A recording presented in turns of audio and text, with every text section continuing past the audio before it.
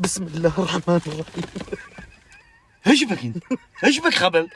حلم لا تخرع علي، لا تخاف علي، أنا بخير. تفجعني انا ويش يدخلني انا؟ تحلم ولا ما لا تحلم؟ تخاف علي، أنا بخير. ومن قال لك اني اخاف عليك اصلا؟ تخيل حلمت إني طبختك كبسة. طبختني انا؟ ايوه، يوم جيت احط الرز طلع الملح ناقص. جيت ادور الملح ما في. تكفى خذ فلوس من المحفظة وروح جيب لي ملح.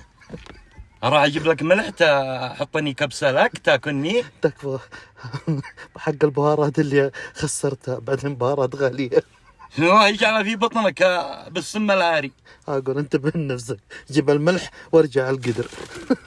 ارجع للقدر انا؟